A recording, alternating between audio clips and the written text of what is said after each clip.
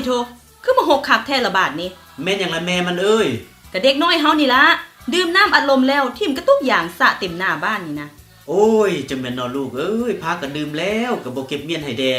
ข่อยสิไปเมียนดอกแม่มันจะมาแต่งกินซะเอ้าก็ดีคือกัน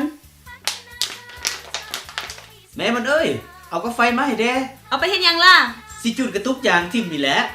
อย่าได้บ่ได้พอมันการจูดยางทุกชนิดนี่มันเป็นพิษต่อสิ่งแวดล้อมและทำร้ายสุขภาพของเฮาอีกนำได้แม่นซะบ่คันซั่นเจ้าสิเอาไว้เฮ็ดหยังนี่ข่อยสิเก็บทอนไปขายให้เพิ่นเอาไปรีไซเคิลมาใช้ใหม่ซั่นตัว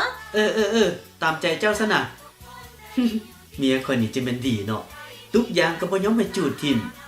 เก็บไว้ขายเอาเงิน บ่จูดยางถูกสนิทบ่ทำลายลูกของทาน